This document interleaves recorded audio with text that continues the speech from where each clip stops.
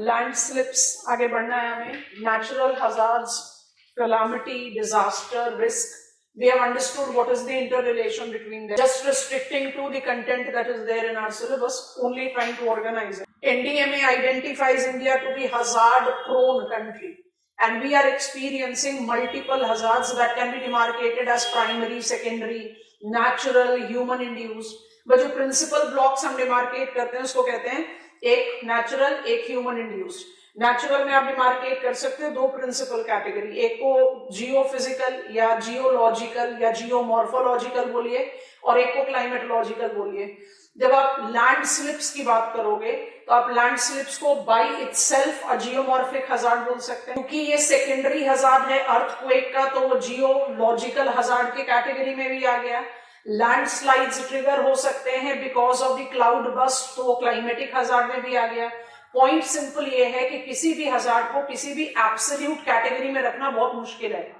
Additionally अगर हम कहें लैंड स्लिप जो है वो नेचुरल हजार्ड की कैटेगरी में, चलो ठीक है मान लिया, लेकिन लैंड स्लिप्स को मैग्नीफाई करने के पीछे ह्यूमन एक्टिविटी का भी तो बहुत मेजर रोल है।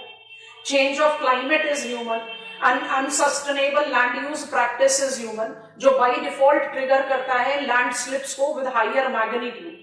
तो ये सारी चीजों को कंबाइन कर ले तो कोई भी कैटेगरी अपने आप में एब्सोल्यूट नहीं है, और आपको बस यही चीज का ध्यान रखना है in examination hall of answering the question that has been asked. अगर मुझसे earthquake as hazard and risk mitigation पूछ रहा है तो अर्थक्वेक को प्राइमरी हजार्ड में रखो, अनप्रेडिक्टेबल, जो हमने पिकअप कर लिया, और उसके बाद सेकेंडरी हजार्ड को लेकर जाओ जिस पर हमने सुनामी ऐड किया, टाइडल गॉज नेटवर्क से उसको अप्लाई कर रहे हैं, ओशियानोजेनिक डिजास्टर की कैटेगरी में डाल दिया।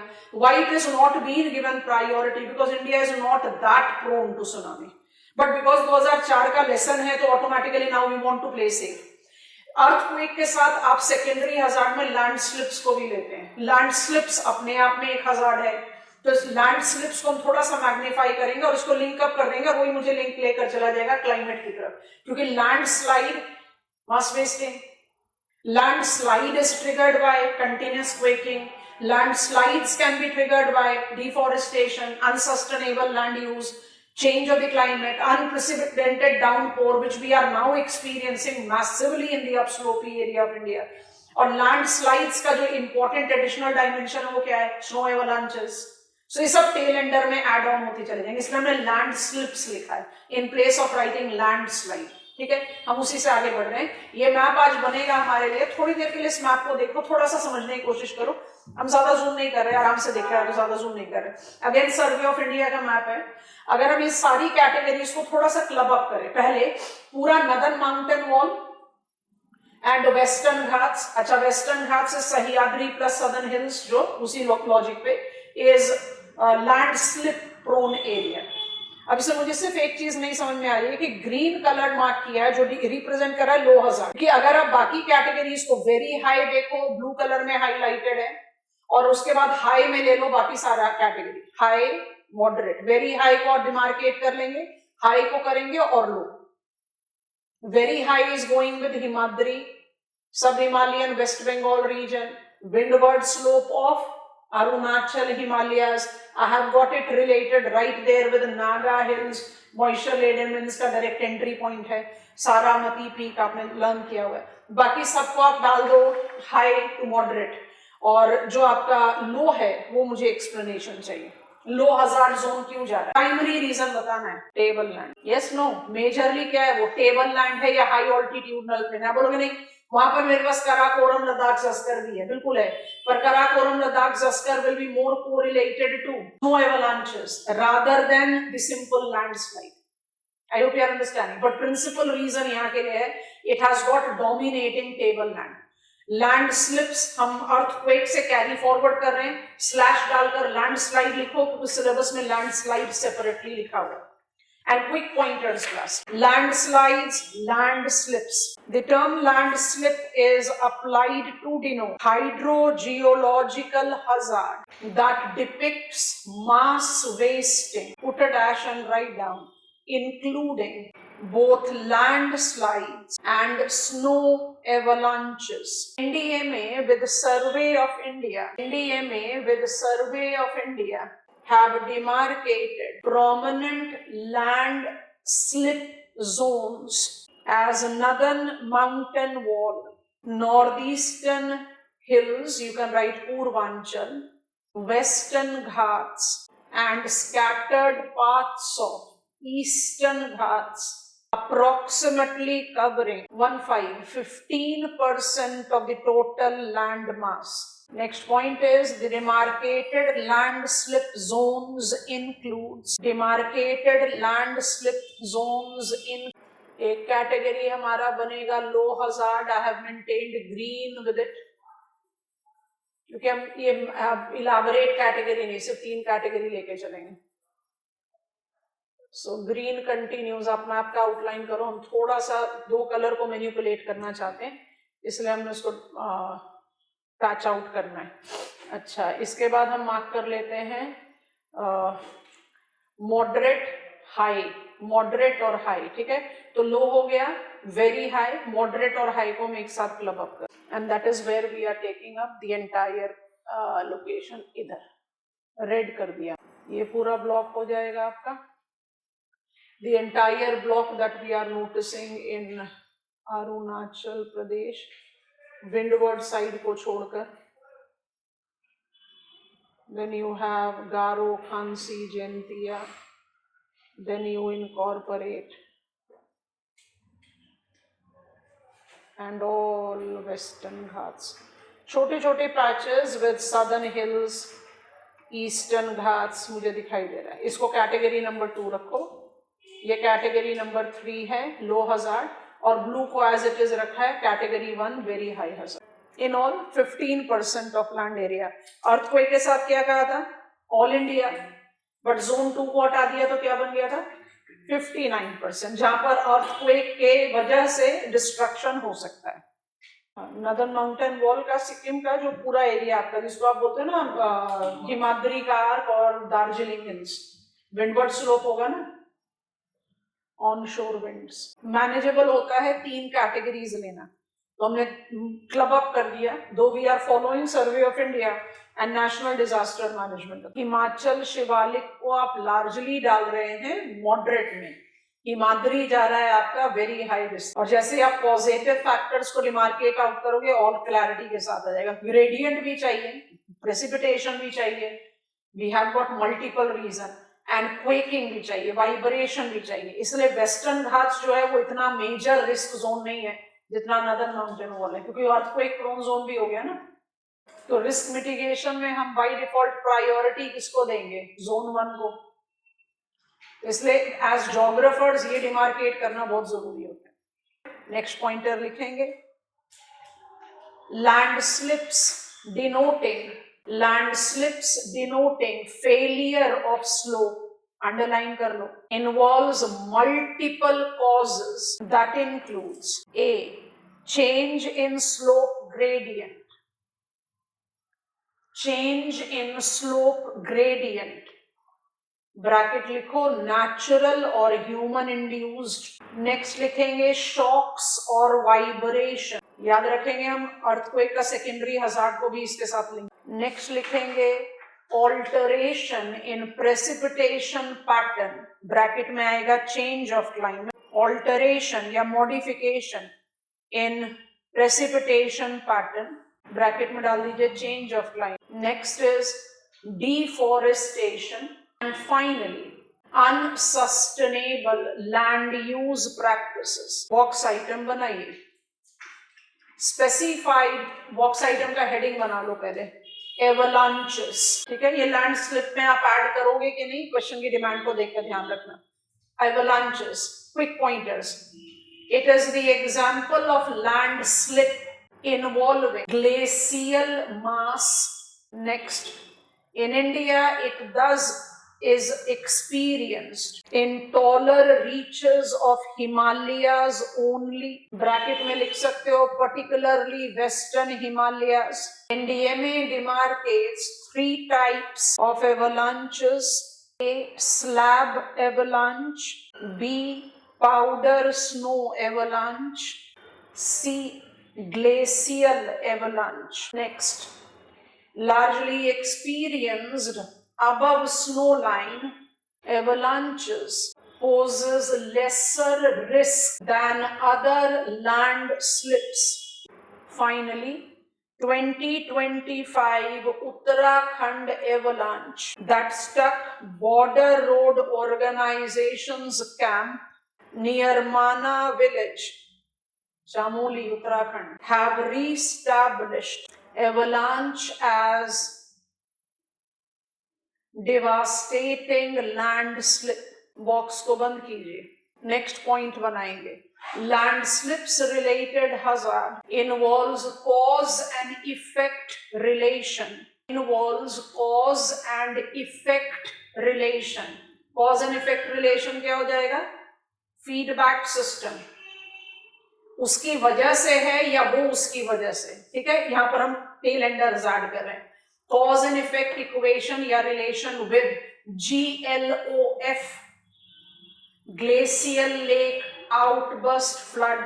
दूसरा लिखेंगे क्लाउड बस्ट. आपको समझ में आ रहा है?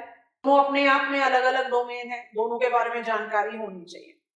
We are talking about GLOF now. इसको बहुत प्रायोरिटी देने लग गए हैं हम अब. GLOF is a sudden release of water from lake fed by melt of glacier. It can lead to catastrophic phenomena in the high mountainous region. Landslips related overflow, wall breaching related overflow, or slope failure related overflow are identified to be the causes. Mark करके लिखेंगे. Change of the climate, accelerating glacial retreat and melt have added to its frequency. Examples: GLOF from South Lonak Lake, LHONAK, Sikkim 2023 caused massive rise in Tista River, causing floods in downslope habitation. Star mark point. India has mobilized national GLOF program. Underline कर लो इसको. National GLOF program to monitor, mitigate, and prepare for GLOF.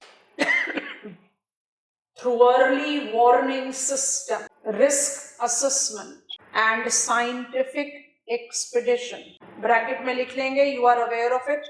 We are utilizing satellite based monitoring. याद आ रहा है? Disaster risk reduction. अब हम आए second cause and effect में, cloud burst. आप ज्योग्राफी क्लाइमेटोलॉजी के स्टूडेंट्स हैं तो आप इसको थोड़ा सा साइंटिफिक एज दे सकते हो.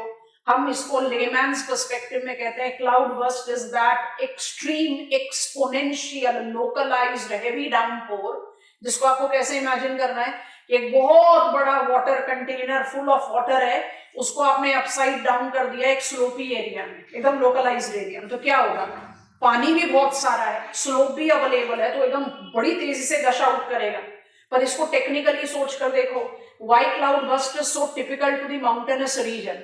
बिल्कुल क्लियर, क्योंकि स्लोप है जो अनकंट्रोल्ड रन ऑफ जनरेट करेगा. ये तो इंपॉर्टेंट पॉइंट है, बट उसके साथ इंपॉर्टेंट क्या है, कंडीशनल एंड एब्सोल्यूट इंस्टेबिलिटी. अब already warm and moisture holding wind है और आपको ओरोग्राफी क्या कर रहा है, राइस का लिफ्ट दे दे रहा है. तो आप इतनी सडनली राइस कर रहे हैं, उतनी सडनली कंडेंस करके डाउनपोर कर देते हैं.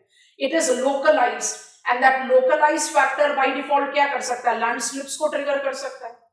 अब आप सोचो, landslip is secondary hazard coming from earthquake. Landslip is because of the slope failure, जो नेचुरल प्रोसेस भी है, धीरे धीरे weathering, mass wasting, levelling task तो हो ही रहा है. उसको आपने ह्यूमन इंड्यूस फैक्टर से कह दिया भाई unsustainable land use practices, deforestation, climate change को ऐड कर दिया. अब ग्लेशियल लेक आउटबर्स्ट फ्लड होगा तो वो भी तो मास वेस्टिंग को एक्सेलरेट कर सकता है, बिल्कुल वैसे ही क्लाउड बस्ट भी कर सकता है. तो कहां पर बाउंड्री लाइन बनाना बड़ा मुश्किल है, पर कोशिश हमें ये करेंगे कि जब आप आंसर लिख रहे हो किसी भी एक का, ये आपके जनरल स्टडीज के भी टॉपिक है, आप कोई भी हजार्ड, एग्जामिनर ने आपको बहुत स्पेसिफिक हजार्ड बताया, एग्जामिनर ने आपको बताया लैंडस्लाइड्स, तो आप लैंडस्लाइड बनाओ, मैप बनाओ, पूरा स्लोपी एरिया पर जस्टिफिकेशन देंगे, इसका अब अबेटमेंट प्रोग्राम क्या होगा?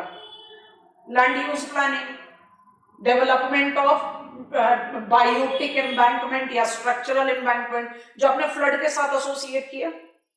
पर आप लैंड स्लिप को अगर सिर्फ यहीं पर छोड़ देते हो तो आपका आंसर तो इनकम्प्लीट रह गया, क्योंकि land slip goes with snow avalanches.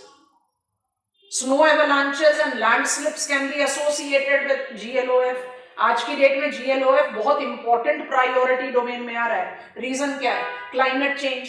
जो आपने केटल लेक्स पढ़े थे, इसका नंबर बढ़ता ही चला जा रहा है. क्यों? क्योंकि अब्लेशन ज्यादा हो रहा है बिकॉज ऑफ वार्मिंग अप. और उसके साथ आप एसोसिएट कर दो क्लाउड बस्ट. क्लाउड बस्ट के इंसिडेंट्स इतने ज्यादा क्यों बढ़ गए? Again because of warming up of the climate. तो आपको डिसाइड करना है कि आप टेल एंडर में क्या क्या चीजें ऐड करेंगे. अगर आप सिंपल एकदम बॉक्स आइटम के तौर पर लिख दोगे तो definitely it will not be complete. ठीक है, तो हमने अर्थक्वेक से लैंडस्लिप को पकड़ा, लैंडस्लिप को डिवाइड कर दिया लैंडस्लाइड एंड स्नो एवलांचेस में, और उसके बाद कह दिया it has got cause and effect relationship with GLOF and cloud burst. अब हम क्लाउड बस्ट के बारे में बात करें फटाफट से pointers. Cloud burst is an extreme weather event defined by an extreme heavy and sudden downpour, bracket में लिख लो, often more than 100 millimeter per hour in a localized area of 20 to 30 square kilometers, bracket closed. Next pointer. It is caused by forced ascent of moist air due to orographic barrier leading to rapid condensation and following precipitation. Contributing factors underline कर लो, फटाफट list कर लो. Monsoonal mechanism, orography, change of climate and unsustainable land use practices. Next, flash floods in Uttarakhand, Jammu and Kashmir, Himachal Pradesh and Punjab have been the prominent examples of 2025 cloud bust. All these hazards, risk mitigation correlates with A. Forecasting, hazard mapping, C. Awareness creation, D. Structural control, bracket में लिखेंगे including afforestation. सोचो, geophysical hazard में आया earthquake, geophysical hazard में आएगा landslide, climatological hazard में आएगा cloud burst, climatological hazard में आएगा ग्लेशियल लेक आउटबर्स्ट फ्लड. सो आप कहीं पर भी बाउंड्री लाइन नहीं क्रिएट कर पा रहे because they will be having the overlapping impact. आपको इसी हिसाब से इसको ओवरलैप करना है. हमने आपको जो स्टडी प्लान दिया उसमें बताया principal hazards that has to be covered. Landslide अलग से लिखा हो तो उसको फोकस करना जरूरी था, बट प्रिंसिपल हजार्ड जिसको हम कहते हैं ना, India is hazard prone country, तो इसमें जो प्रिंसिपल हजार्ड कैटेगरी हो क्या है? एक है अर्थक्वेक, दूसरा है साइक्लोन. साइक्लोन के साथ भी फ्लड्स आ जाएगा, साइक्लोन के साथ भी लाइटनिंग, हेवी डाउनपोर, फ्लडिंग, सब कुछ एसोसिएट कर सकते हो. साइक्लोन माउंटेनस एरिया पर नहीं जा रहा है, इसलिए जब आप माउंटेनस एरिया के फ्लडिंग के बारे में बात करते हैं तो आप उसको लैंडस्लिप और क्लाउड बस्ट से ज्यादा रिलेट करते हो. पर जब कोस्टल एरिया के फ्लडिंग की बात करोगे तो आप उसको मॉनसूनल रेन और साइक्लोन के साथ रिलेट करोगे. तो ये मैनिपुलेशन हमें करना पड़ता है. साइक्लोन को जब आप रिलेट करते हो एज प्रायोरिटी, माने जियो फिजिक्स में सबसे प्रोमिनेंट हो गया अर्थक्वेक और क्लाइमेटोलॉजिकल में सबसे प्रोमिनेंट रीअकरिंग हजार्ड हो गया साइक्लोन. साइक्लोन के साथ क्लाइमेटिक हजार्ड में साइक्लोन के साथ आप एसोसिएट करते हो फ्लड, साइक्लोन के साथ आप एसोसिएट करोगे लाइटनिंग. साइक्लोन के साथ डायरेक्टली नहीं एसोसिएट होगा, लेकिन क्लाइमेटिक हजार्ड में आप एड ऑन कर सकते हैं. And just like GLOF, it is growing on in its importance. I'm talking about heat wave and cold wave condition. Heat index शुरू हो गया ना. What is the reference of temperature and feel like temperature? क्यों IMD इसके बारे में बात कर रही है? क्योंकि we are experiencing, आज की डेट में आप change of the climate को सिर्फ वार्मिंग नहीं बोलते हैं, डिमिंग भी बोलते हैं. And it has been projected कि इस साल जो हम एक्सपीरियंस कर रहे हैं विंटर्स, वो बहुत ज्यादा प्रोलॉन्ग्ड और बहुत ज्यादा इमेंसली कोल्ड होंगे. And we are yet to experience it. We have just started experiencing that feel of winters in northern part of India. अब देखना है कि वो prediction कितना सही है. But cold wave conditions by default are multiplying and magnifying. Heat wave conditions are magnifying and multiplying. तो जब आप climatic hazard के बारे में आंसर लिखो तो साइक्लोन को टॉप स्लॉट दो, क्लाउड बस्ट को उसके साथ ऐड कर दो.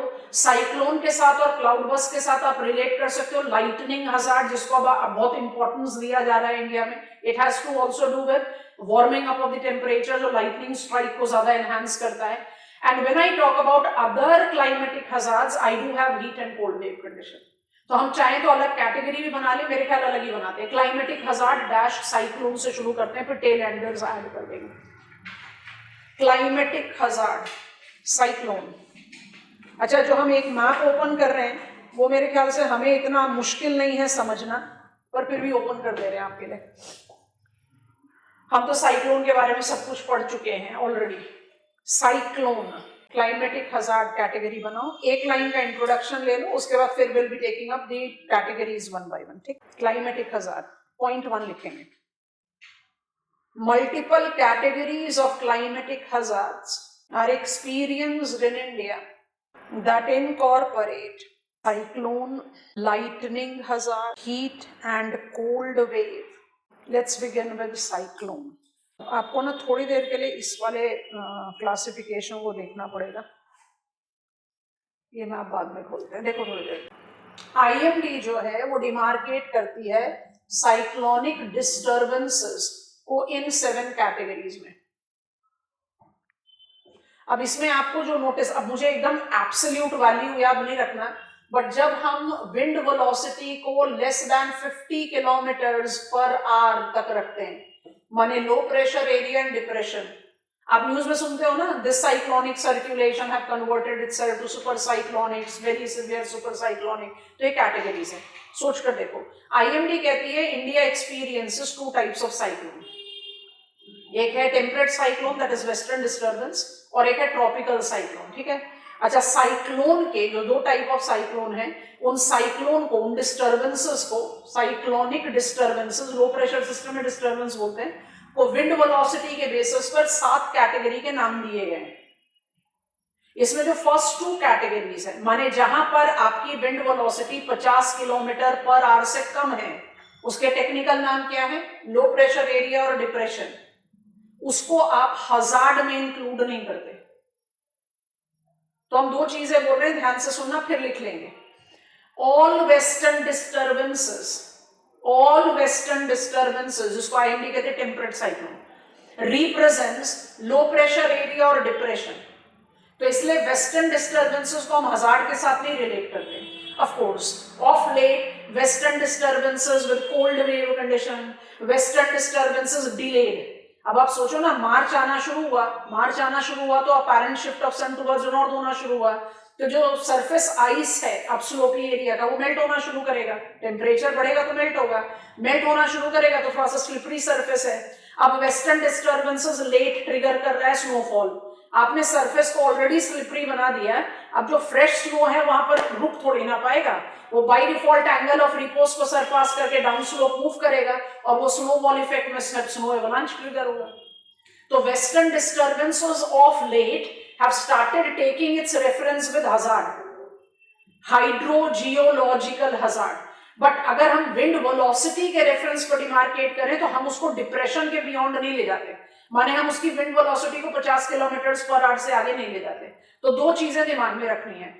साइक्लोनिक डिप्रेशंस के मेरे पास 7 विंड कैटेगरी हैं. टेम्परेट साइक्लोन हमेशा फर्स्ट 2 कैटेगरी पर खत्म हो जाएगा.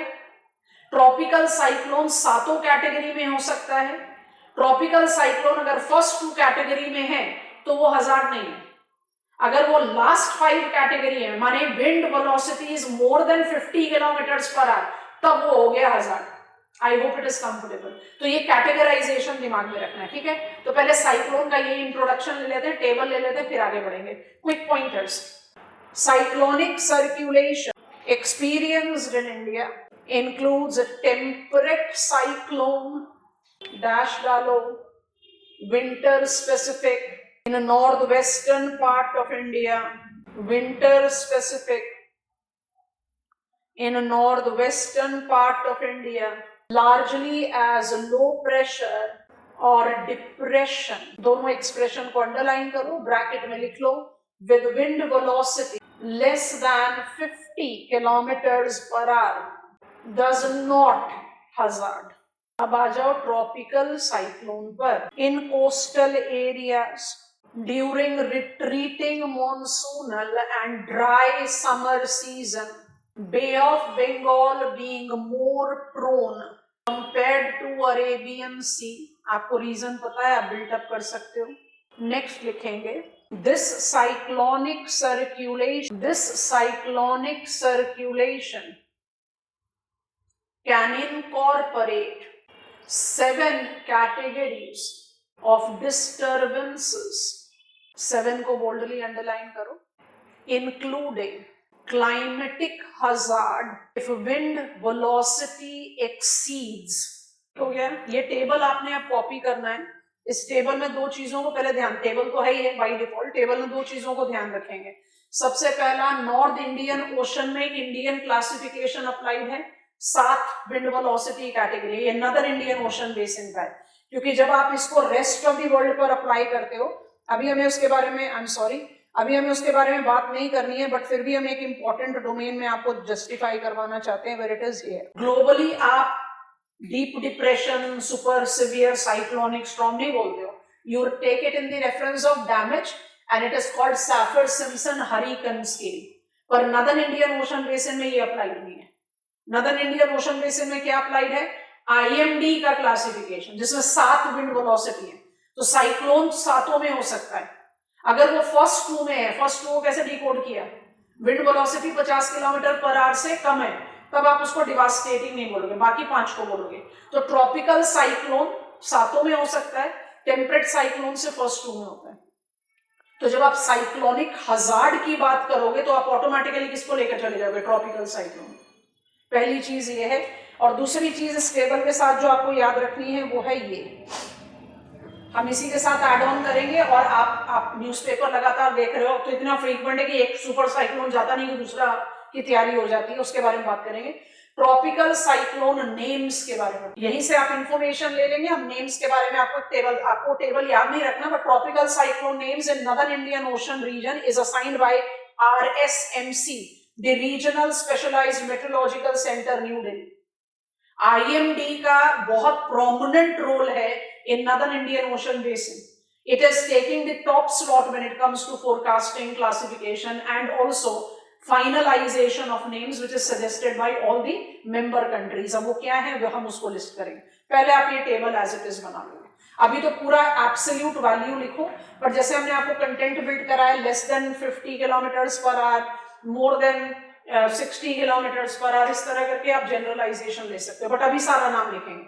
LD, DD, CS, SCS, VSCS and SUP, CS. Wind velocity बढ़ाते जा रहे हो और उसको नाम आप देते जा रहे हो. Deep depression, cyclonic storm, severe cyclonic storm, very severe cyclonic storm and super cyclonic storm. Done हो गया? हाँ, बस इसके बाद हम एक नेक्स्ट टेबल देखेंगे. उस टेबल से आप कुछ इंफॉर्मेशन डिराइव आउट कर सकते हो.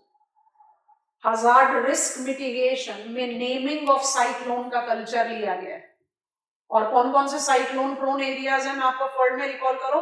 Gulf of Mexico, Gulf of California, Arabian Sea, Bay of Bengal हो गया नदर इंडियन ओशन बेसिन में, मोजाम्बिक चैनल हो गया सदर्न इंडियन ओशन बेसिन में, Gulf of Carpentaria, Coral Sea southern Pacific में हुआ. फिर you have got China seas, that is South China Sea and East China Sea combined. इन सब area में अलग अलग नेमिंग कल्चर है. नदर इंडियन ओशन बेसिन में जो नेमिंग कल्चर है उसका जो सुपरवाइज कर रहा है वो क्या कर रहा है? The regional specialised meteorological centre. और ऐसे regional specialised meteorological centre RSMCs हर एरिया के हैं. नदर्न इंडियन ओशन बेसिन का न्यू दिल्ली में है, विच फंक्शंस अंडर IMD. और जो नाम अप्लाइड होते हैं, चाहे वो इंडिया का साइक्लोन है, चाहे वो म्यांमार का साइक्लोन है, चाहे वो श्रीलंका का साइक्लोन है, नाम सेम जा रहे हैं ना. तो क्यों जा रहे हैं उसका जस्टिफिकेशन देना है. नाम याद नहीं रखना, रिसेंट एग्जाम्पल्स को देख लेना है, बट उसका जो एक इंपॉर्टेंट डोमेन है आपको हमने फ्लड्स में ऑलरेडी बता दिया है. Indian Meteorological Department has got cyclone radars, readers बोलते हैं, जो ग्राउंड पर प्लेस्ड है, सैटेलाइट ऑब्जर्वेशन है, one of the most sophisticated network of weather monitoring है। तो उसके हिसाब से हमारा प्रिडिक्शन जो है बहुत टाइमली है and it has been always favourable for evacuating the population. अच्छा, अब जरा इस टेबल को 1 मिनट के लिए देखते हैं। Here we go. ये जो नाम की लिस्ट है, आपको नाम नहीं याद रखने, पर ये जो नाम की लिस्ट है इसमें कंट्रीज के नाम को आप रेफर जरूर कर सकते हो। 2020 से ये नाम की लिस्ट कैरी फॉरवर्ड है। जो मेंबर कंट्रीज है WMO northern Indian ocean basin के member countries Bangladesh, India, Iran, Maldives, Myanmar, Oman, Pakistan, Qatar, Saudi Arabia, Sri Lanka, Thailand, South East Asia का UAE एंड यमन, इन सारे कंट्रीज ने नाम सजेस्ट किए हैं। Column 1, 2, 3 and 4। थोड़ा सा बॉटम की तरफ आ जाए तो हमने अभी अभी एक्सपीरियंस किया ना दित्वा। अब इसके बाद जो नेक्स्ट नेम आने वाला है वो क्या होगा?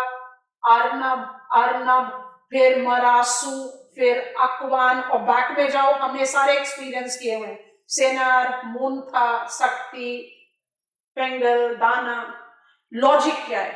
आप मेंबर कंट्रीज, जितने भी मेंबर कंट्रीज हैं, आप मेंबर कंट्रीज अपना नेम का लिस्ट सजेस्ट करते हो। हम किसी भी साइक्लोन का नाम दोबारा नहीं रिपीट करना चाहते। ये नाम किसी जगह का नहीं होता, ये नाम किसी इंडिविजुअल का नहीं हो सकता। It should be having that local edge to it, जिससे आप बहुत इजीली कम्युनिकेट कर पाए लोगों को कि there is a cyclonic landfall which is likely to be there. ये एक अर्ली वार्निंग सिस्टम में swift mobilisation of grass root population and administration के लिए बहुत हेल्पफुल है। तो naming of the tropical cyclone जो है वो हजार्ड रिस्क मिटिगेशन को कम करने के लिए, हजार्ड रिस्क को मिनिमाइज करने के लिए, अर्ली रिस्पॉन्स के लिए, इसलिए नाम रिपीट नहीं होते। ये मेंबर कंट्रीज के ज्यूरिसडिक्शन में है कि वो पूरी लिस्ट को कवर अप करके नया लिस्ट जनरेट करे या इन बिटवीन कर ले। ये जो नदर्न इंडियन ओशन बेसिन का लिस्ट है 2020 से इफेक्टिव है।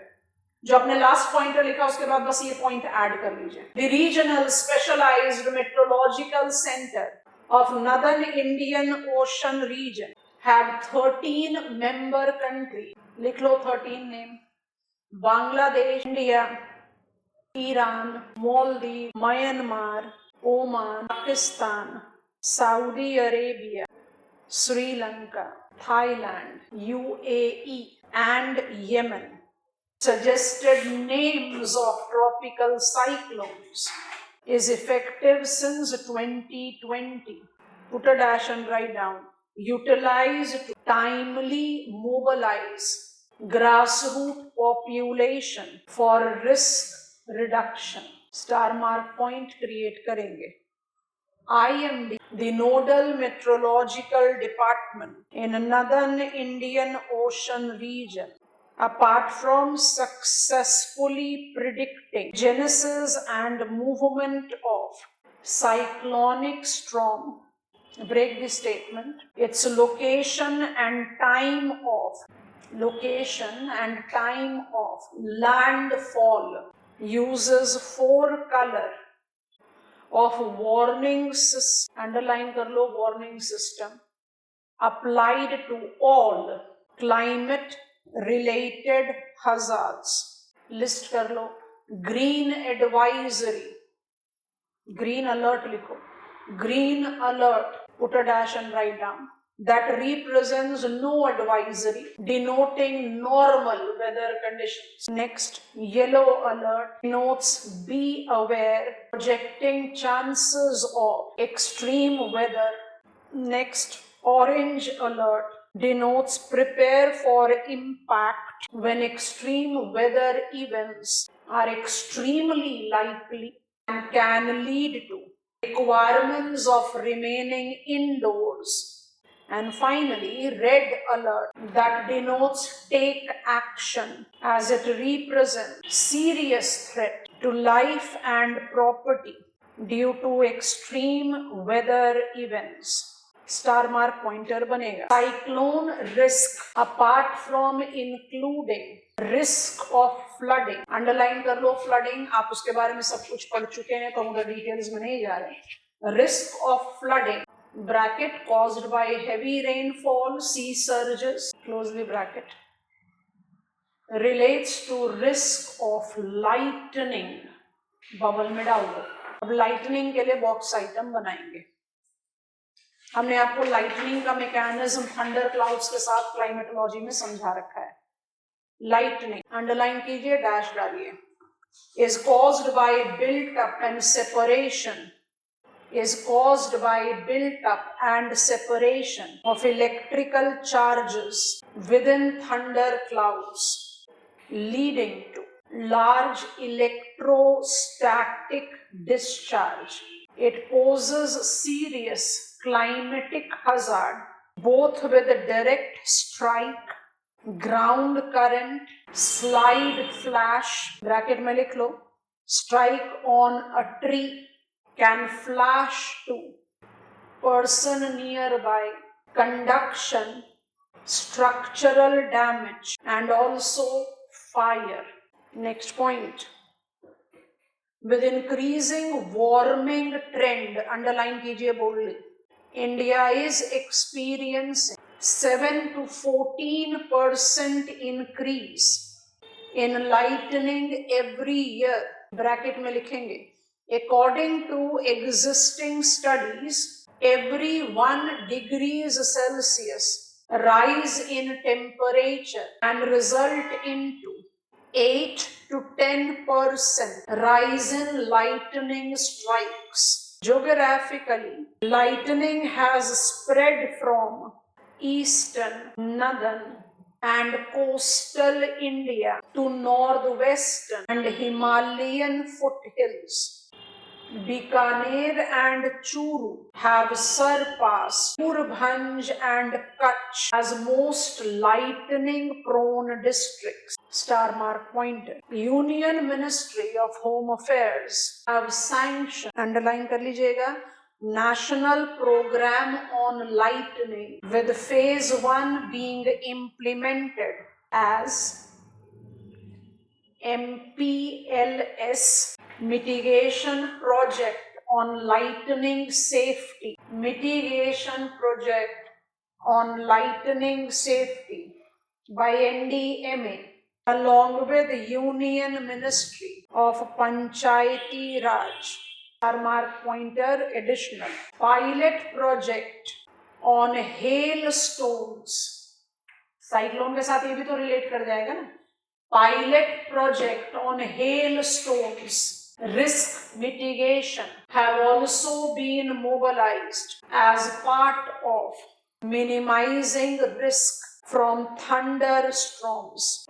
रुक जाओ. Which is the principal most climatic hazard in the country? Cyclone. Cyclone के लिए हमने बहुत एफिशिएंट प्रिडिक्शन, आपने फ्लडिंग में बहुत डिटेल्स में पढ़ा, प्रिडिक्टिव, प्रिकॉशनरी, रेस्क्यू, रिहैबिलिटेशन. तो रेस्क्यू, रिहैबिलिटेशन किसी भी हजार्ड में होगा, वो जाएगा NDMA, NDRF and armed forces के डोमेन पर. अगर वो क्लाइमेटोलॉजिकल हजार्ड है तो प्रिडिक्शन का डोमेन बाय डिफॉल्ट आईएमडी पर जाएगा. आईएमडी साइक्लोन रिस्क मिटिगेशन में बहुत परफेक्ट प्रिडिक्शन परव्यू को लेकर चलती है. साइक्लोन के साथ आईएमडी का जो एक सुपरलेटिव स्टेटस है वो जस्टिफाई करता है नॉर्दर्न इंडियन ओशन रीजन में it is the regional meteorological department which is taking care of its early warning system, sequence of the names to be applied and many more things. India is a cyclone prone country. cyclone risk को relate करता है. cyclone के साथ risk किस तरीके का है? strong wind है, heavy precipitation है, sea surges होगा, coastal area flooding होगा. अगर आप western घाट्स जैसी लोकेशन पर आ जाओगे वहां पर लैंडस्लाइड भी ट्रिगर हो सकता है. तो I have multiple hazard that goes with cyclone. जो आइडियली थोड़े से हिडन हजार्ड थे वो ग्रेजुअली लाइमलाइट पर आ रहे हैं. हम साइक्लोन के साथ कोई भी स्टैंडर्ड बुक पढ़ लो, आपकी एनसीईआरटीज हैं, हजार्ड रिस्क मिटिगेशन का चैप्टर है, पढ़ो. उसमें आपको सिर्फ strong wind velocity, heavy precipitation, sea surges leading to coastal flooding, full stop. हमने क्या ऐड कर दिया? Lightning and hailstone. बिल्कुल सही है. हर ट्रॉपिकल साइक्लोन को आप थंडरस्टॉर्म्स के साथ रिलेट कर रहे हो, पर हर थंडरस्टॉर्म को आप साइक्लोन के साथ नहीं रिलेट कर सकते. अभी थोड़ी देर पहले आपने क्लाउड बस्ट पढ़ा, तो क्लाउड बस्ट किसके साथ रिलेट करेगा? थंडरस्टॉर्म्स के साथ ही रिलेट करेगा. But cyclone is the most recurring mechanism that can lead to hailstorms. अच्छा, हेलस्टॉर्म्स हमने कब एसोसिएट करा था? ड्राई समर्स में. कहाँ करा था? कॉन्टिनेंटल इंटीरियर्स में एज ओकेजनल फिनोमिना। तो कॉन्टिनेंटल इंटीरियर्स में साइक्लोन थोड़ी आता है। तो बिल्कुल सही है कि हर हेल स्टोन या हर लाइटनिंग को आप साइक्लोन के साथ नहीं रिलेट करते, बट साइक्लोन के साथ रिलेट किया जा सकता है। And because of the warming effect हमारा लाइटनिंग इंसिडेंस इतना ज्यादा बढ़ता जा रहा है that now we have started with the lightning risk mitigation, और लाइटनिंग रिस्क मिटिगेशन के परव्यू में हेल स्टोन रिस्क मिटिगेशन भी ऐड हो गया। That is how we have enriched the category of climatological hazard. I hope it is comfortable. अब आओ category number next, geophysical, geomorphic, geological hazard, earthquake, tail ender, done. Climatological hazard, cyclone, tail ender, done. अब जरा एक box item बना लीजिए ताकि हम heat और कोल्ड वेव को जगह देकर फिर आगे बढ़ जाएं टू दी बायोलॉजिकल हजार्ड, क्योंकि हम इसमें आपको एपिडेमिक और पैंडेमिक के बारे में बताना है। बॉक्स आइटम बनाएंगे। IMD also recognises cold wave and heat wave conditions as other climatic hazards experienced in the country. Ideally, cold wave condition is defined when minimum temperature of a station is less than 10 degrees Celsius for plain and 0 degrees Celsius for hilly areas. Star mark. It is also defined based on departure, underline कर लो, from normal temperature range including up to 6 degrees Celsius negative departure as severe cold wave condition and more than 6 degrees as severe cold wave condition। समझ में आ गया क्या है ये? Cold wave conditions हम कहाँ experience करेंगे? क्लाइमेट पढ़ाते समय एनसीईआरटी के बैक पेजेस पर जो मल्टीपल चॉइस क्वेश्चंस है उसका रेफरेंस दिया था। Which of the following is not applicable to southern India? Extreme temperature. क्यों? मरीटाइम क्लाइमेट है ना, तो कोल्ड वेव कंडीशन कहाँ देखने को मिलेगा? Northern part of India, mountainous region of India. IMD cold wave को कैसे बोलती है? अगर विंटर सीजन में प्लेन्स पर टेम्परेचर 10 डिग्री सेल्सियस तक पहुंच जाए और प्लेन में 0 डिग्री सेल्सियस है उससे नीचे पहुंच जाए तो कोल्ड वेव है। It also have an additional criteria. वो क्या है? नॉर्मल टेम्परेचर से नेगेटिव डिपार्चर। नेगेटिव डिपार्चर मतलब क्या? कम होना। तो अगर नॉर्मल टेम्परेचर से 6 डिग्री सेल्सियस तक टेम्परेचर कम है या मोर देन 6 डिग्री सेल्सियस से टेम्परेचर कम है तो क्या हो गया? Severe, extreme severe cold wave condition. I think you have understood it. तो ओपन एंडेड हो गया ना। आप जम्मू कश्मीर में पहुंच जाओ, इस समय कौन सा टेम्परेचर होना चाहिए वहां पर?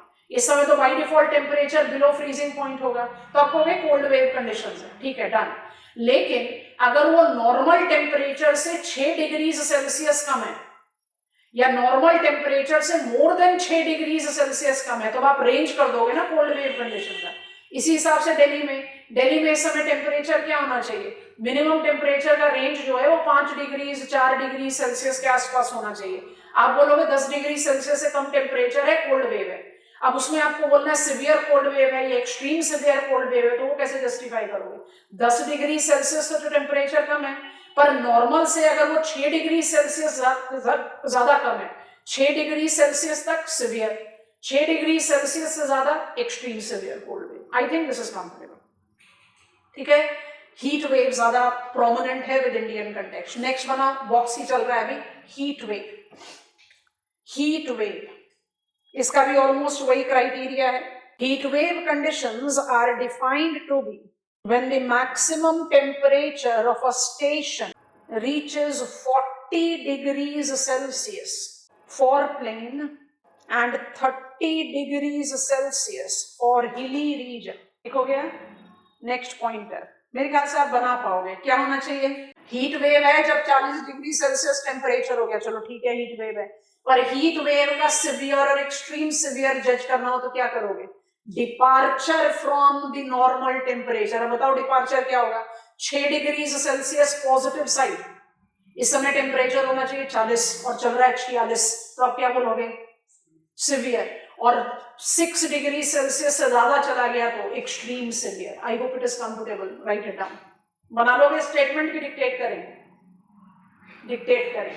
Heat wave is also defined based on departure from normal temperature. Break kar do statement. Positive departure up to 6 degrees Celsius, a severe heat wave, है ना, and positive departure more than 6 degrees Celsius is extreme severe heat wave. Hashtag point बनेगा, थोड़ी देर इस table को देखो, table बनाना नहीं है, but हमने आपको ऑलरेडी बता दिया ग्रीन, येलो, ऑरेंज, रेड का क्या मतलब है, तो heat wave, cold wave, cyclone, सब पर वार्निंग चलती है। ये बड़ा इंटरेस्टिंग कंसेप्ट इवॉल्व हुआ है इन द रीसेंट टाइम्स, तो पता होना चाहिए। हीट वेव कंडीशन के साथ हमने हीट इंडेक्स को अप्लाई किया। जब आप जीसी लियोंग पढ़ते हो तो जीसी लियोंग में आपको कार्टोग्राफी का एक चैप्टर मिलता है, वेदर मेजरिंग इंस्ट्रूमेंट्स। तो आप एक थर्मोमीटर लेके टेम्परेचर मेजर कर लो और wet and dry bulb thermometer लेके temperature with relative humidity measure करो। आप इस टेबल को थोड़ी देर देखना, वैल्यूज को आप कहो, हम थोड़ा सा इसको जूम अप कर देते हैं, इसको पहले व्यू कर लीजिए। लिखना, इसको डेफिनेटली लिखना नहीं है, लिखने की जरूरत नहीं है, बट हम इसका जो कैटेगरी आईएमडी बताता है उसके बारे में बात कर लेंगे।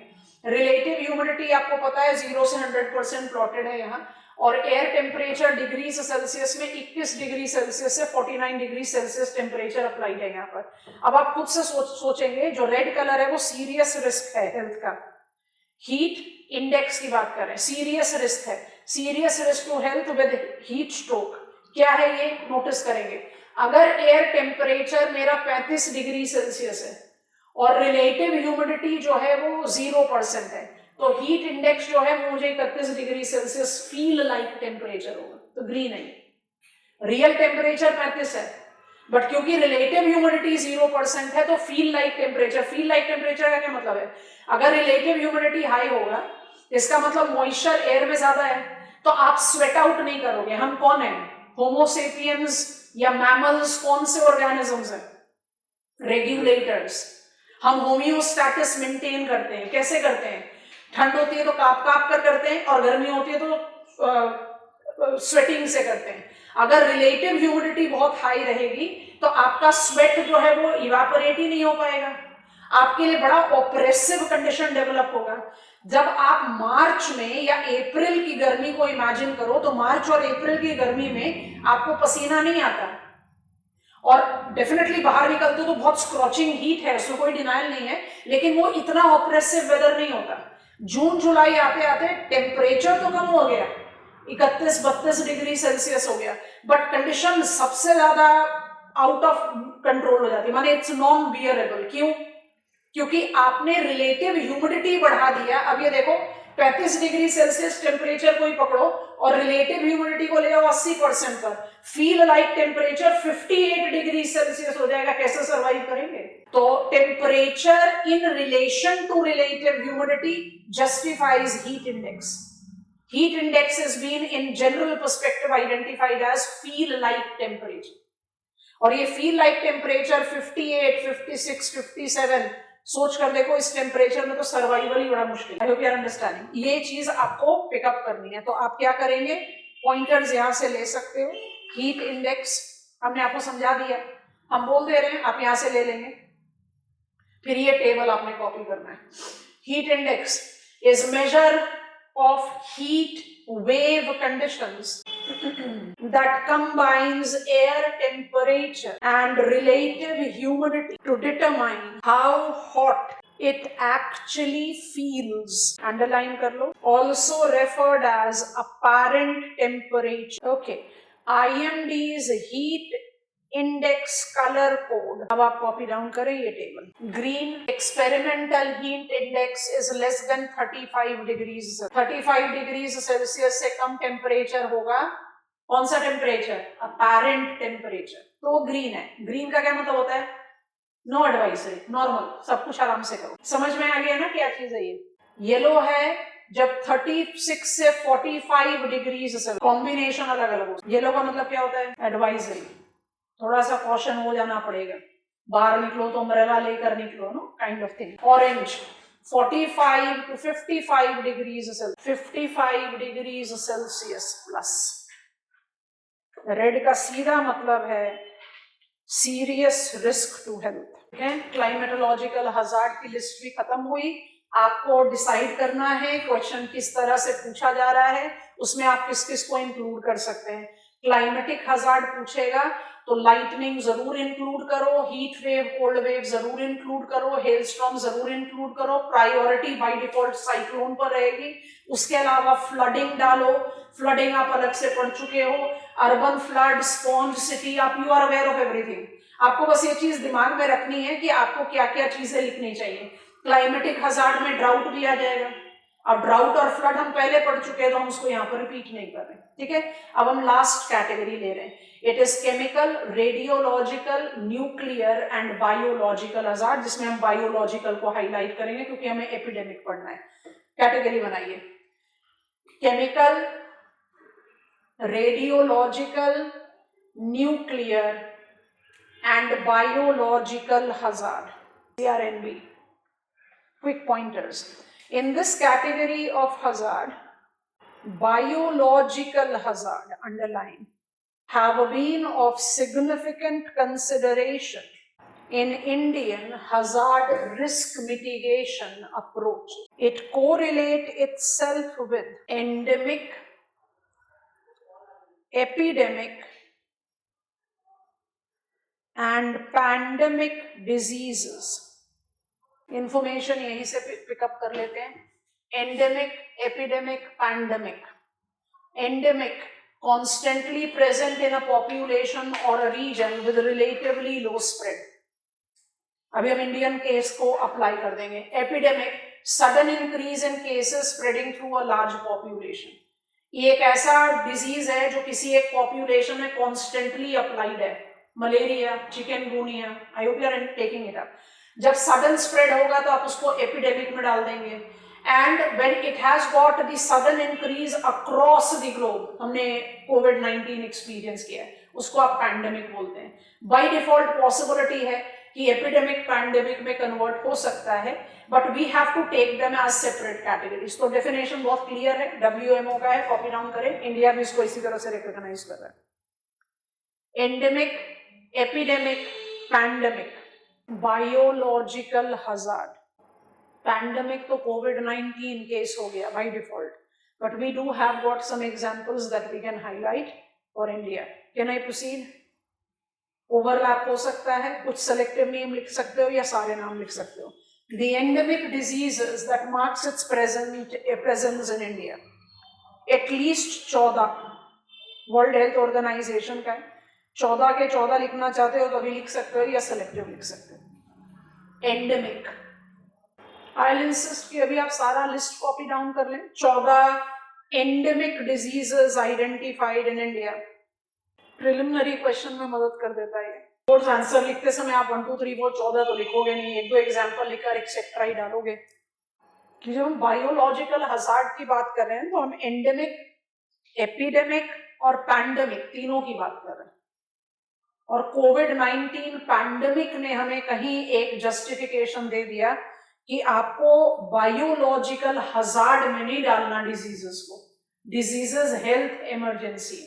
हो गया लिस्ट? ये लिस्ट हुआ 14 एंडेमिक डिजीजेस, ठीक है। अच्छा, आप स्क्रॉल कर रहे हैं आगे। एपिडेमिक डिजीजेस बिफोर कोविड-19, डायरिया, फूड पॉइजनिंग। अभी तो मध्य प्रदेश में कितना सैड स्टोरी आ गया, कंटामिनेटेड ड्रिंकिंग वाटर से इन्फेंट्स की डेथ, माने शेमफुल कंडीशन। इतनी ज्यादा इग्नोरेंस कैसे हो सकती है? ईयर्स नहीं देना है, you are just taking up the existing epidemic in India. Diarrhoea, food poisoning, chicken pox, measles, dengue. Dengue देखें आपने, एंडेमिक और एपिडेमिक दोनों में लिख रहे हो। So it gives you the justification कि एकदम एब्सोल्यूट डिमार्केशन मुश्किल है, एंड बाय डिफॉल्ट पेपर पर भी हम आराम से जस्टिफाई कर सकते हैं कि endemic, epidemic can outbreak to become a pandemic, और म्यूटेशंस की वेरिएशन होगी जो कोविड-19 को आज भी आप पास्ट टेंस में तो नहीं बोल रहे, तो उसका इफेक्ट भी अलग अलग जगह पर अलग अलग तरीके से आएगा।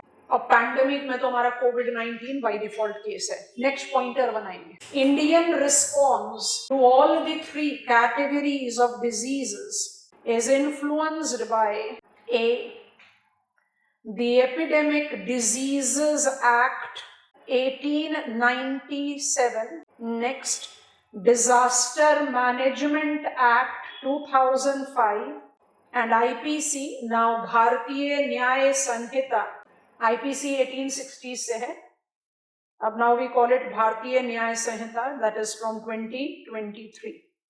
Next point, identified as a notified disaster than health crisis, providing priority edge to NDMA, repression as regulation, that is treatment of biological hazard with imposing controlling measures to contain spread, intrusive surveillance, dysfunctional or over-pressurized health infrastructure, challenging affordability and availability of health services for commoners. Finally, absence of coordination between multi-tier administration along with social security and basic rights have pushed for EDA amendment, Epidemic Disease Act Amendment 2020, to make it defined as a health crisis than a disaster, thus to be included in the aegis of Ministry of Health and Family Welfare. रुक जाएंगे, हम health indicators के बारे में details में बात करेंगे, तो आप उसके बाद इसको ऐड ऑन कर सकते हैं. हम हेल्थ इंडिकेटर्स कहां पर लेकर चलेंगे? पॉपुलेशन, क्योंकि जब पॉपुलेशन रिलेटेड प्रॉब्लम्स, जब ग्लोबल स्टडी कर रहे थे, हमने कहा अगर मुझसे एग्जामिनेशन में पूछता है पॉपुलेशन प्रॉब्लम, तो एवरेज बच्चा क्या सोचता है? पॉपुलेशन प्रॉब्लम में लिखो भाई ओवर एंड अंडर पॉपुलेशन. हमने कहा नहीं, वहां पर मत रुको. पॉपुलेशन साइज अगर प्रॉब्लम है तो पॉपुलेशन कॉम्पोजिशन भी प्रॉब्लम है. जेंडर एम्पावरमेंट की जरूरत है, गेरियाट्रिक प्लानिंग की जरूरत है. तो आप वहां से क्या करते हो? आप मल्टीपल डायमेंशन इवॉल्व करते हो. तो वैसे इंडिया के केस में, India is a major populous country. Problem तो पॉपुलेशन साइज का है ही, कोई डिनाइल नहीं, पर प्रॉब्लम ये भी तो है ना कि साइजेबल यंग एज पॉपुलेशन है in EAG states. Old age population बढ़ रहा है सदर्न स्टेट्स में, जहां पूरा का पूरा जनरेशनल गैप है. India still is example of the country जहां पर जेंडर डिस्पैरिटी बहुत स्ट्रांग है. तो जेंडर पैरिटी डेवलपमेंट है, प्लस हेल्थ फैक्टर्स.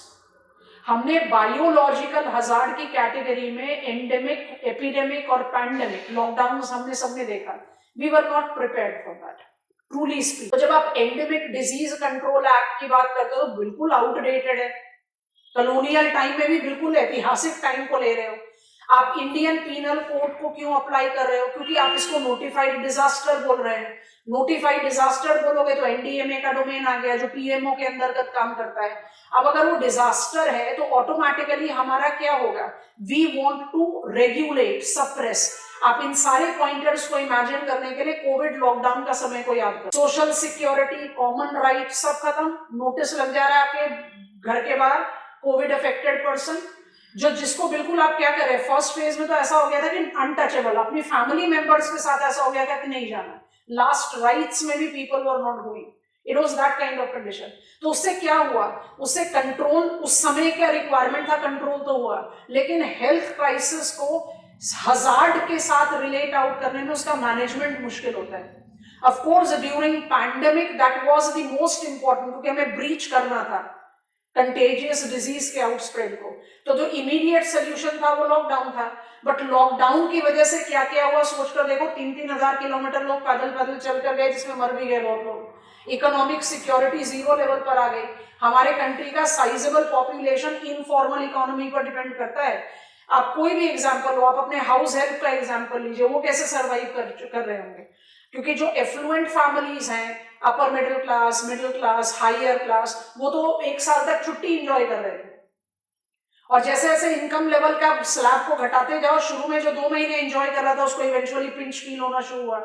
और जो बिल्कुल पुअर क्लास कैटेगरी है, हैंड टू माउथ जिसकी लिविंग है, उसके लिए तो बहुत मुश्किल था.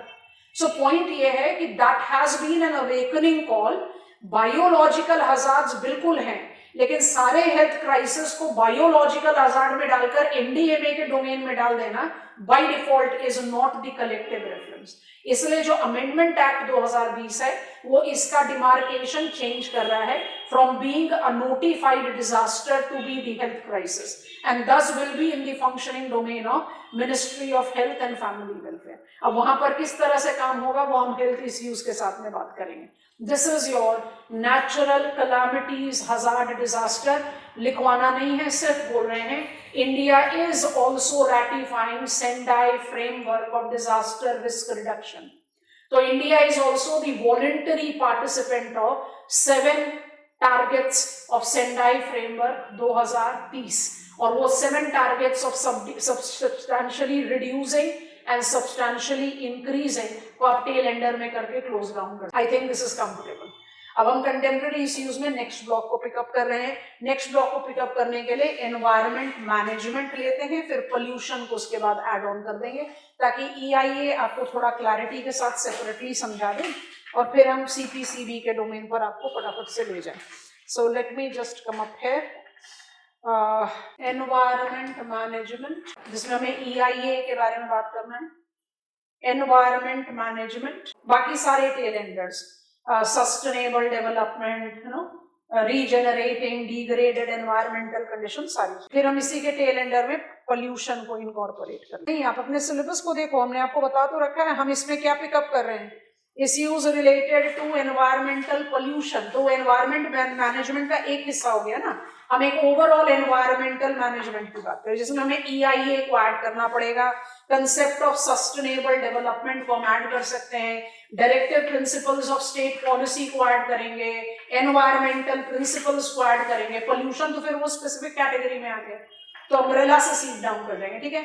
एनवायरमेंट मैनेजमेंट डायग्राम बनाएंगे, जल्दी जल्दी से पॉइंटर्स को क्रिएट आउट कर. Management of environment correlates with environment management principles, underline करो, that are correlated with National Environment Policy 2006. These includes polluter pay policy या principle. Next, user pay principle. तब अब कीजिए. Being mandatory clauses. Continue. Precautionary principle. Principle of responsibility. Principle of participation. Principle of effectiveness and efficiency, and principle of proportionality. Club करो इन पांचों को as voluntary clauses. जरा list को एक बार पढ़ो. एनवायरमेंट क्या है? मेरी सराउंडिंग. एनवायरमेंट का प्रॉब्लम क्या है? ह्यूमन इंड्यूस्ड फैक्टर्स ने पूरे के पूरे एनवायरमेंट को डिग्रेड कर दिया. India is no exception. Environment को मैनेज करना चाहते हैं. एनवायरमेंट मैनेजमेंट इंडियन पर्सपेक्टिव में डिराइव करा जाता है विद 7 एनवायरमेंटल प्रिंसिपल्स, ग्लोबली भी एप्लीकेबल है, जिसको हमने इम्बाइब किया under National Environment Policy 2006 National Environment Policy. Please recall करेंगे. Forest conservation correlates to historical injustice, जिसमें हमने फॉरेस्ट राइट्स एक्ट और मैनग्रोव्स ऑफ फ्यूचर को इंक्लूड किया था. उसी का इंपॉर्टेंट डायमेंशन है. 7 प्रिंसिपल है, बहुत आसानी से समझ में आता है और दिमाग में चिपक जाता है. 2, पोल्यूटर पे. सोच कर देखो, EIA इधर ही आएगा. Come on, comprehensive corporate responsibility on environmental pollution. Polluter will pay. Polluter को पे करना है. क्यों यूनाइटेड स्टेट्स ऑफ अमेरिका को ज्यादा कॉस्ट बियर करना पड़ रहा है कंपेयर टू इंडिया? क्योंकि पोल्यूटर शुड पे. अच्छा, यूजर शुड पे. हम नोटिस कर रहे हैं कि नहीं, हम एनवायरमेंटल सेस अपने हर यूटिलिटी बिल में भर रहे हैं. चाहे हम बिजली का बिल भर रहे हैं, चाहे हम जो आपका गैस पाइपलाइन में गैस का बिल भर रहे हैं, आप उसमें भर रहे हो, एनवायरमेंटल सेस भर रहे हो. तो these are mandatory. User will pay, polluter will pay. ये 2 क्वार्टर. अब इसके बाद 5 को काउंट करो. Responsibility, principle of responsibility, principle of participation, principle of effectiveness and efficiency, principle of proportionality. भाई कॉर्पोरेट का रिस्पॉन्सिबिलिटी ज्यादा होगा ना एक किसान के मुकाबले में. Shared but differentiated responsibility, Paris agreement. Proportionality समझ में आ गया. प्रिंसिपल ऑफ रिस्पॉन्सिबिलिटी समझ में आ गया. सबको रिस्पॉन्सिबल होना है. ये नहीं कह सकते कि भाई मैं am not dealing with anything that is leading to environmental pollution, तो I can be following business as usual. तो सबको रिस्पॉन्सिबिलिटी लेनी है, सबका पार्टिसिपेशन है, जो भी वर्क हो रहा है वो इफेक्टिवली एंड एफिशिएंटली हो, उसकी मॉनिटरिंग होना जरूरी है। बहुत इंपॉर्टेंट है प्रोपोर्शनैलिटी, किसको कौन सा शेयर लेना चाहिए या किसको कौन सा शेयर देना चाहिए, that should depend on what is the environmental footprint they are correlated with. Individual हो सकता है, कॉर्पोरेट हो सकता है, एक्टिविटी हो सकता है। जो ये 5 प्रिंसिपल्स हैं, इनको आप वॉलंटरी कैटेगरी में डालते हो, यूजर एंड पोल्यूटर पे को मैंडेटरी में डालते हो। आई थिंक दिस इज कंफर्टेबल। इसी के आगे नेक्स्ट पॉइंट बनाएंगे। तो एनईपी हमने ऐड ऑन कर लिया। Derive from these principles environment management in India is associated with 4 constituents. देखो जरा, कॉन्स्टिट्यूएंट 1 है एनवायरमेंट रिस्क मैनेजमेंट। आप पढ़कर यहां पहुंचे हो, एनवायरमेंट मैनेजमेंट का मतलब रिस्क मैनेजमेंट भी तो होना चाहिए। दूसरा हमने मार्क किया हुआ है एनवायरमेंटल एंड सोशल कंट्रीब्यूशन। कोई भी एनवायरमेंट मैनेजमेंट विदाउट इंक्लूजन नहीं हो सकता, इट हैज टू बी। अभी आपने प्रिंसिपल लिखा ना, principle of participation, principle of participation, principle of proportionality, किसके बारे में है? It is talking about every one should be part and parcel of it. तीसरा हमने मार्क किया environmental protection which is correlated with circular economy, sustainable approach. Sustainable approach को कौन से प्रिंसिपल के साथ डाल दोगे? प्रिंसिपल ऑफ प्रिकॉशन, गलती मत करो। एंड फाइनली हमने लिखा है एनवायरमेंटल बिजनेस। एनवायरमेंटल बिजनेस को किसके साथ रिलेट करोगे? वही CBD, ecosystem services, mobilizing economic edge with environment, क्योंकि we are more sensitive towards pocket. तो इकोसिस्टम सर्विसेज 4 कंपोनेंट है, कॉपी डाउन कर लीजिए। Risk management is hazard risk mitigation. Self speaking है, उसमें हमने कुछ पॉइंटर्स ऐड कर दिए हैं, तो it becomes very easy. These are components of environment management. Done. एक hashtag point बनाइए। Environment management also derives itself from, underline कर लेना, directive principle of state policy that specifies। 2 चीजें लिख रहे हो, अलग अलग करके लिख लो। State shall endeavor to protect and improve environment and safeguard forest and wildlife of the country। Bracket में लिख लीजिए आर्टिकल 48, लिखें B। It shall be the duty of every citizen to protect and improve natural environment। Bracket में लिख लीजिए article 50। रुक जाएंगे थोड़ी देर। हमारे सिलेबस में टॉपिक दिया हुआ है एनवायरमेंट मैनेजमेंट। हम अगर अपने आंसर को लिखना चाहें एनवायरमेंट मैनेजमेंट पर, तो अगर हम लिखना शुरू कर दें कि भाई एनवायरमेंट माने फॉरेस्ट, तो फॉरेस्ट कंजर्वेशन एक्ट पकड़ लो। एनवायरमेंट मतलब वाइल्ड लाइफ, तो वाइल्ड लाइफ प्रोटेक्शन एक्ट पकड़ लो। एनवायरमेंट मतलब एनवायरमेंट, तो एनवायरमेंट प्रोटेक्शन एक्ट 1986 पकड़ लो। तो सही ट्रैक नहीं बनेगा आंसर का। इसलिए इसकी शुरुआत कैसे करनी है? Environment management in the country correlate itself with environmental principles and directive principles of state policy.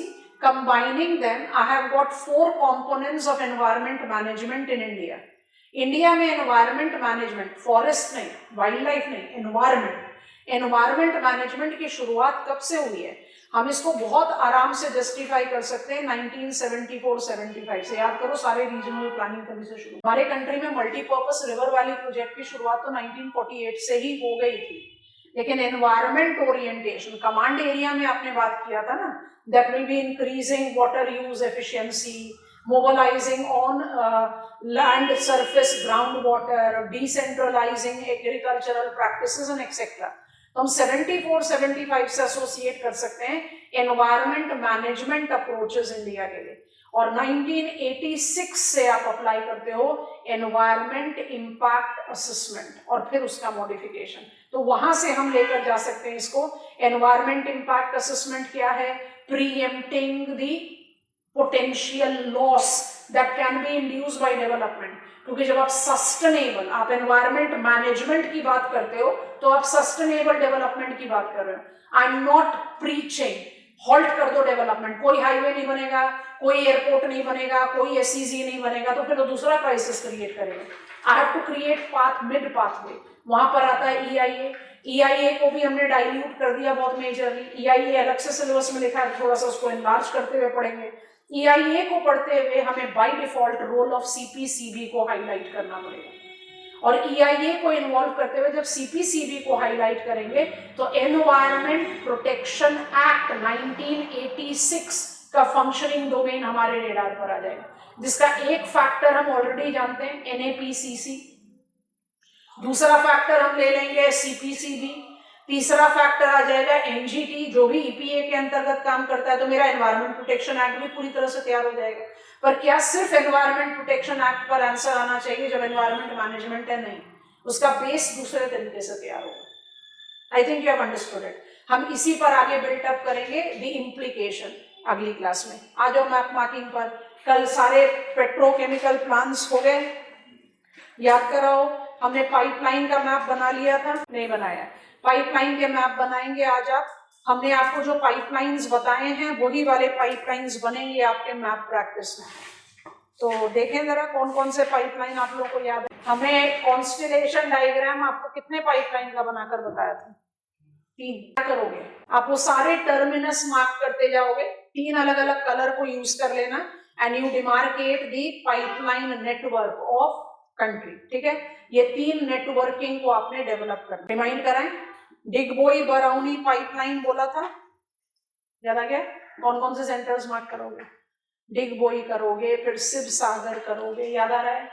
फिर गुवाहाटी, फिर ब्रह्मपुत्र रिवर को क्रॉस करके बोंगाईगांव, फिर पहुंचोगे सिलीगुड़ी, फिर पहुंचोगे बरौनी। बरौनी पहुंचकर एक बाइफर्केशन ले जाओगे गोरखपुर कानपुर, दूसरा ले जाओगे वाया सिंधरी कोलकाता से हल्दिया। सारे टर्मिनस को मार्क करके फ्री हैंड लाइन ज्वाइन कर दो। दूसरा पाइपलाइन हमने आपको बताया था सलाया मथुरा। सलाया से चलिए गुजरात से कहाँ पहुंचेंगे? कलोल। कलोल से पहुंचोगे कोटा, सवाई माधोपुर, फिर एंटर कर जाओगे मथुरा। मथुरा से जाओगे पानीपत, पानीपत में जाकर बाइफर्केट कर लो। एक जाएगा बठिंडा, दूसरा जाएगा जालंधर, और तीसरा बताया था HBJ पाइपलाइन हजीरा बीजापुर गुना। उसके बाद गुना पहुंचे, उसके बाद आप एंटर करते हो उत्तर प्रदेश में झांसी, वहां से एंटर करोगे ओराई, वहां से जाओगे कानपुर, कानपुर से जाओगे जगदीशपुर, और कानपुर से बाइफर्केशन को लेकर जाओगे कहां पर? शाहजहांपुर। अनूला। अनूला में क्या लिया था? इफ्को फर्टिलाइजर। पाइपलाइन रिविजन भी हो जाएगा, प्लेसेस की लोकेशन भी क्लैरिटी के साथ आ जाएगी। इंद्रधनुष गैस ग्रिड अभी बन रहा है, उसको छोड़ सकते हो, लेकिन हाँ ठीक है, आपको बताया है gas authority of India limited का जो प्रधानमंत्री ऊर्जा गंगा प्रोजेक्ट है वो बरौनी को गुवाहाटी से लिंक कर रहा है। गुवाहाटी को आप लिंक अप करें, बरौनी सिलीगुड़ी गुवाहाटी। अब उसके बाद आपने जो ज्वाइंट वेंचर है 5 पब्लिक सेक्टर एंटरप्राइजेस के साथ, जो सारे नॉर्थ ईस्टर्न रीजन को कंबाइन ऑन कर रहा है, वो पाइपलाइन इन मेकिंग है, इसलिए हम उसको भी नहीं मानते। ये 3 को, ठीक है। चलिए, डन फॉर टुडे। ये टॉपिक्स में कंटेंट बिल्डिंग पर थोड़ा ध्यान रखना बहुत जरूरी है। सीधे के सीधे पोल्यूशन पर ले जाते हैं तो इंपॉर्टेंट डायमेंशंस छूटते, वो छोड़ नहीं सकते हो। Environment management by default is much broader than simply pollution abatement. इसी को कंटिन्यू करेंगे। पोल्यूशन कवर करने के बाद फिर हम पिकअप करेंगे पॉलिटिकल।